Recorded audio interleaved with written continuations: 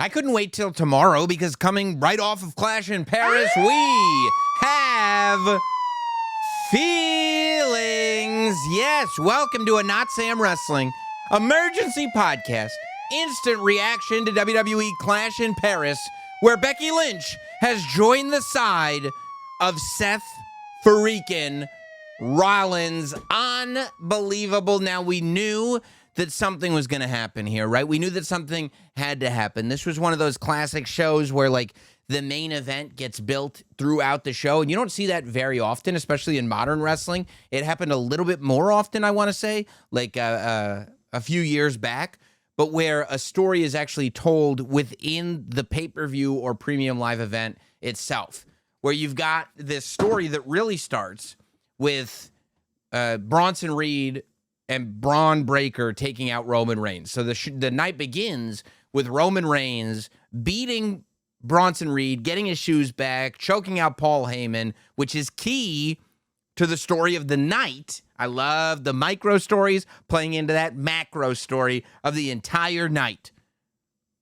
Jey Uso comes out and helps Roman Reigns, ends up getting beaten up for it. Roman gets taken out on a stretcher. Roman's done.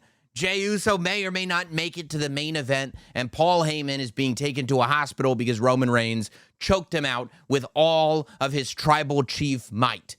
Adam Pearce bans Braun Breaker and Bronson Reed from the building, and you get the sense that it's legitimate because he said the penalty, if I even smell you in this building, you will be suspended indefinitely without pay. That's one of those stipulations that you put out there, and if you break it, it's like there's really no way of getting out of it. So you go, okay, odds are that's a real thing. They're not going to be a part of the rest of the night anymore. We find out Jey Uso is going to be in the match. So I start thinking immediately, okay, something's got to happen. In my mind, I go at the end of the night, maybe we're left with Rollins versus Uso, Punk versus LA Knight, something like that. Maybe this goes on second to last. However, Cena and Logan Paul go on second to last. When Cena and Logan Paul go on second to last, I say to myself, Brock Lesnar is probably not coming out to close this show, which means whatever big thing, and there should be a big thing, because we haven't had a big thing. Because if we're not going to have a big thing at the end of the night, we could have ended the night with Roman Reigns getting taken out on a stretcher. That could have been a night-ending angle. But it wasn't. It started the night. So we need to have an angle to end this night.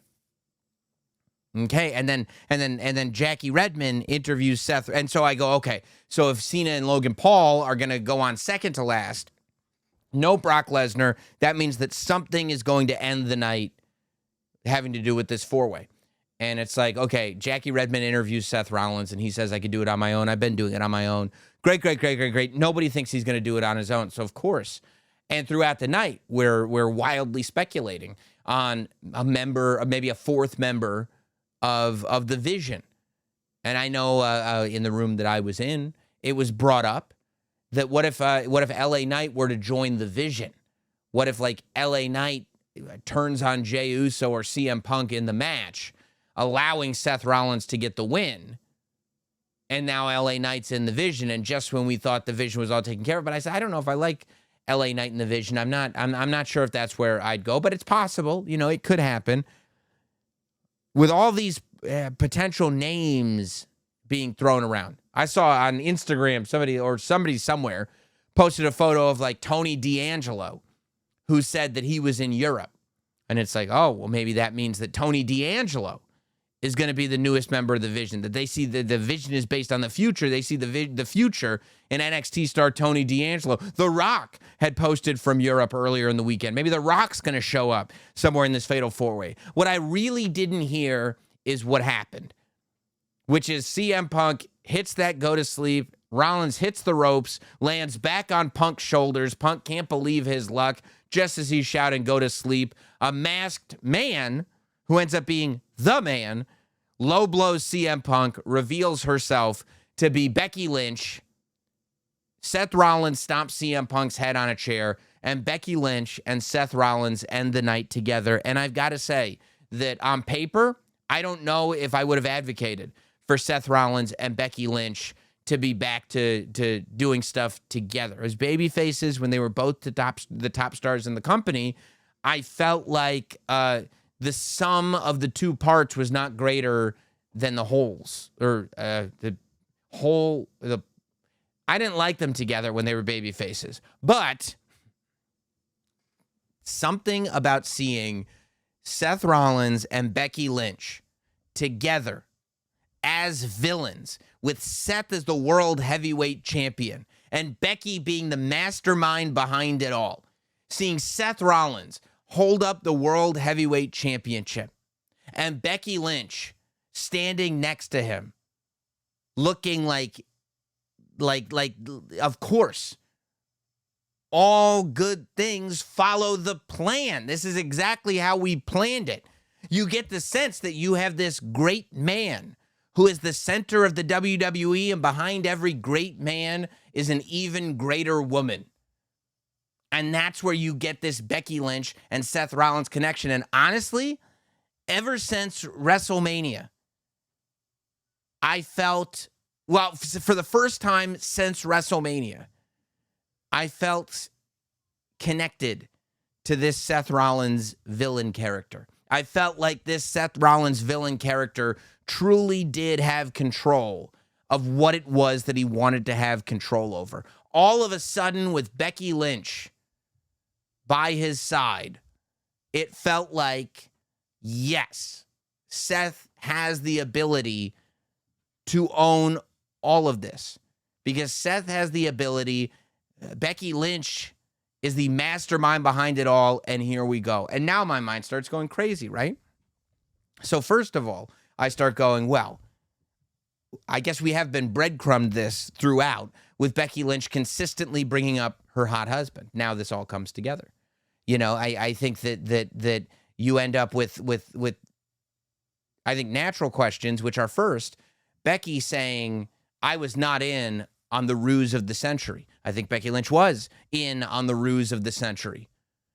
If Becky Lynch was in on the ruse of the century, did Paul Heyman and the rest of the Vision know that Becky Lynch was in on the ruse of the century? Because it sounded like the rest of the Vision wasn't in on it, that Paul Heyman was in on it, but that maybe Braun Breaker and Bronson Reed were not.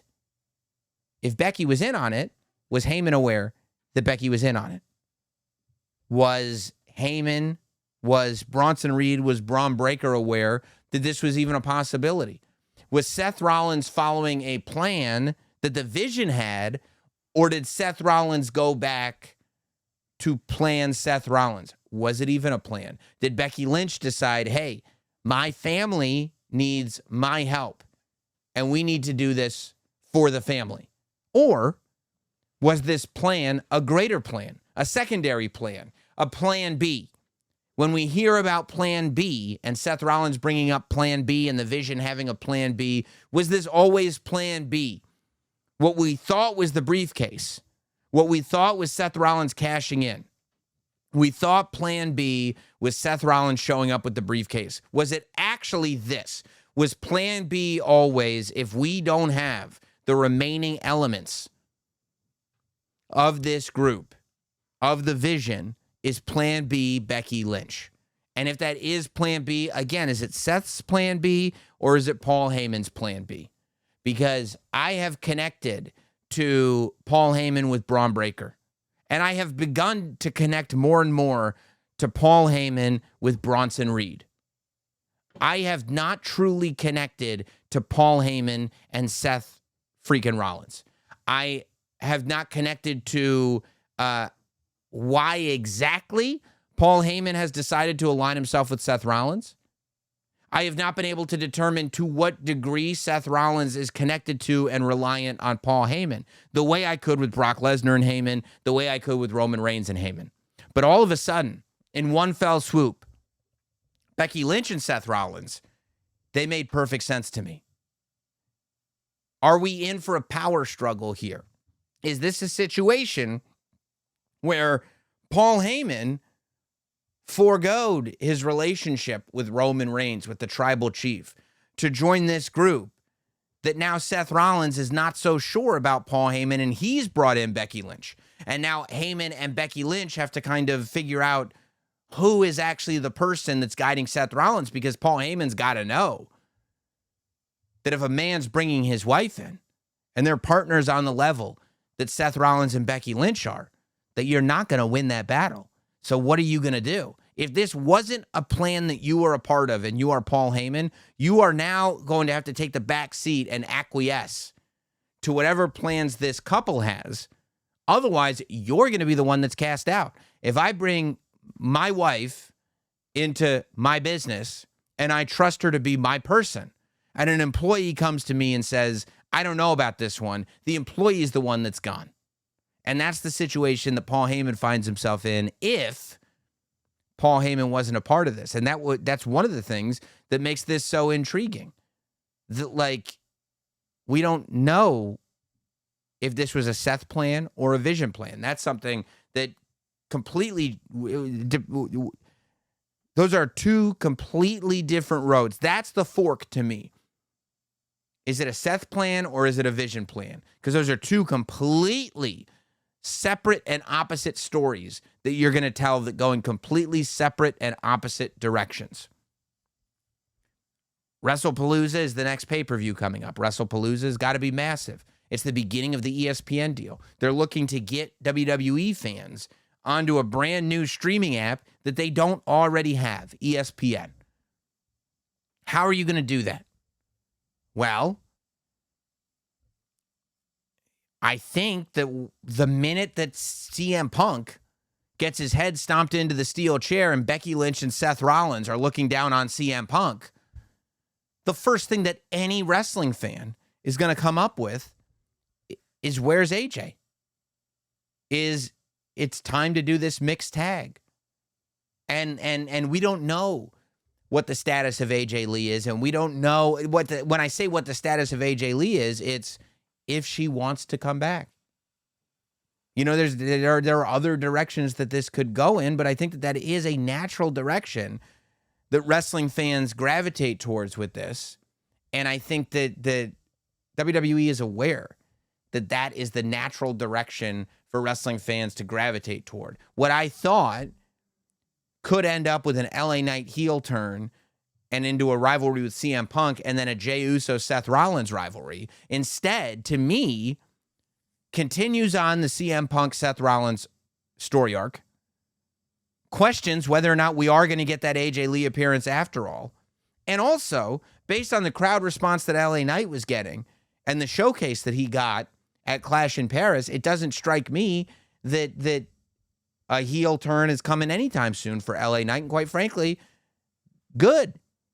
Because LA Knight was portrayed in that match as somebody that even though he's the only one in the match that had never held the World Heavyweight title, that he probably should hold the World Heavyweight title. So there was so much for me going on in that match to unpack, but the ending was so well executed.